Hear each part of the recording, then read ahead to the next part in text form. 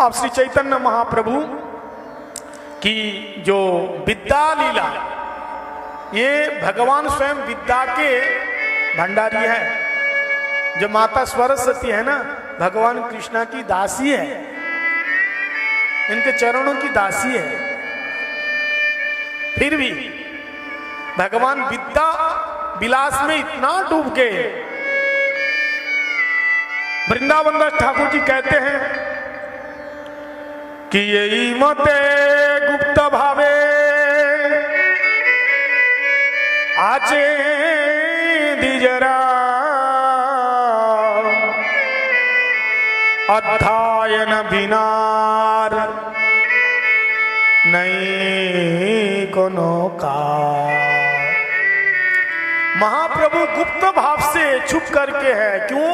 क्योंकि तो स्वयं भगवान है ना, लेकिन अपने आप को छुप करके रखा, छुपा के, किसी को पता लगने नहीं दे रहे कि महाप्रभु स्वयं भगवान है। सभी विद्यार्थी क्या सोचते हैं कि हम भी जैसे विद्यार्थी हैं, ये भी विद्यार्थी हैं, यही तो सोच रहे हैं। और जो साधारण लोग को भी क्या देख रहे हैं, ये सच्ची माता का ही तो लड़का है। जैसे कृष्ण गए थे ना मथुरा में, कंस ने बुलाया था, रंगमंच में जैसे गए तो मल्लानमस्मीनम स्त्रीणाम स्मर मूर्तिमान। जो युद्ध करने वाले मल्लाह साक्षात भगवान कृष्ण को कैसे देखा है?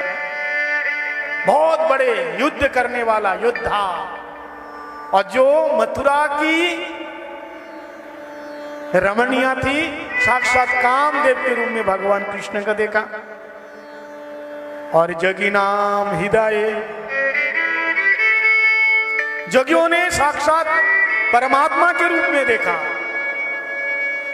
नंद बाबा, मां देवकी और वसुदेव महाराज अपना छोटा सा लाला के रूप में देखा। जाके रे ही भावना जैसे प्रभु मूरत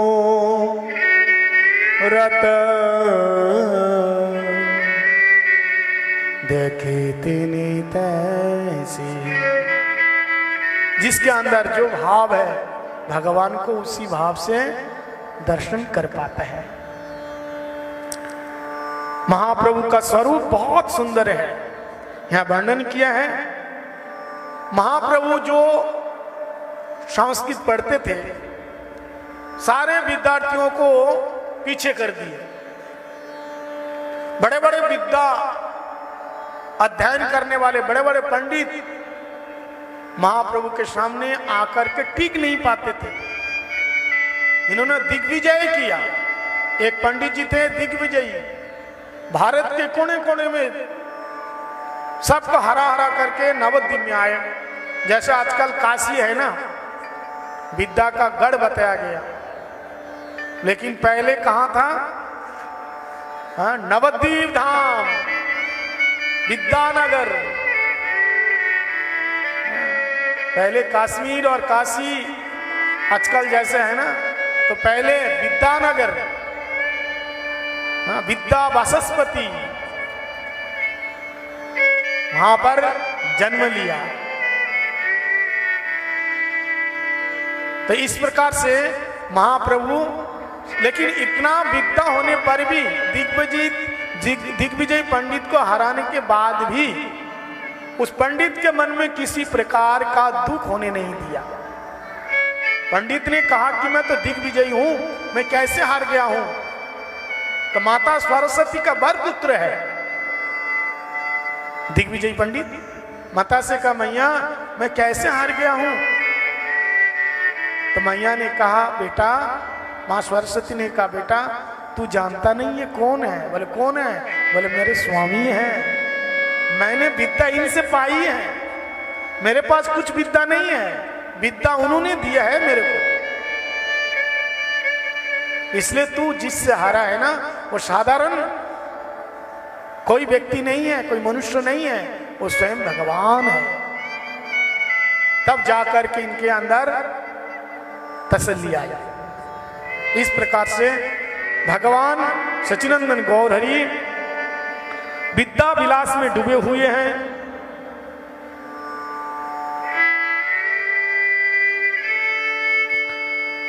और इसके बाद गौर सुंदर अपने भक्तों को लेकर के नाम संकीर्तन करने लगे। मुकुंद बहुत अच्छा गाते थे। बक्केश्वर पंडित अच्छे अच्छे कीर्तनीय हैं।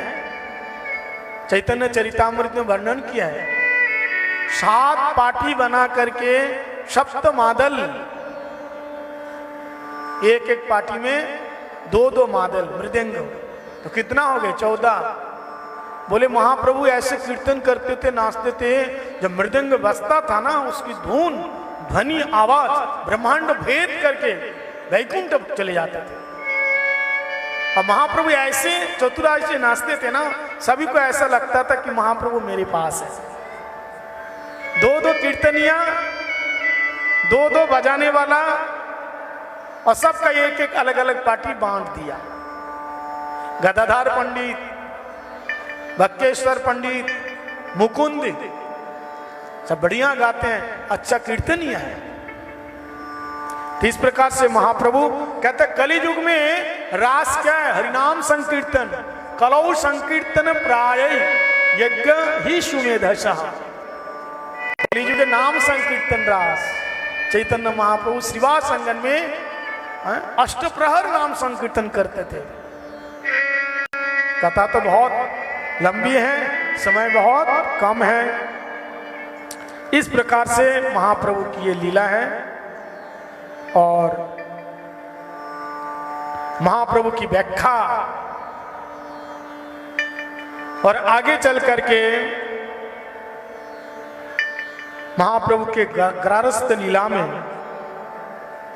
उन्होंने, जैसे उनके पिताजी अंतर्ध्यान हो गए, तो महाप्रभु इसके बाद गया जी में गए पिंडदान के लिए। और फिर इसके बाद महाप्रभु ईश्वरपुरीपाद जी से उन्होंने मंत्र लिया। किवा मंत्र दिल गोसाई किवा तारब, जपिते जपिते मंत्र करी लपग। महाप्रभु जब मंत्र लिया गुरु मंत्र, तो गुरु मंत्र में बहुत शक्ति होती है। ठीक से जाप करोगे तो संसार का नाश हो जाएगा। एक मंत्र होते हैं और एक महामंत्र होते हैं। गुरुदेव जो देते हैं ये मंत्र है, और जो हम लोग माला पे जो करते हैं महामंत्र है। हरे कृष्ण महामंत्र। कृष्ण नाम हईते है, एक कृष्ण नाम और एक कृष्ण मंत्र। कृष्ण मंत्र हईते है संसार मोचन, और कृष्ण नाम हईते है कृष्ण पदे प्रेमधाम। ये गुरु मंत्र जाप करोगे तो संसार की माया ममता दूर हो जाएंगे, और हरे कृष्ण महामंत्र जाप करोगे तो कृष्ण प्रेम मिलेगा।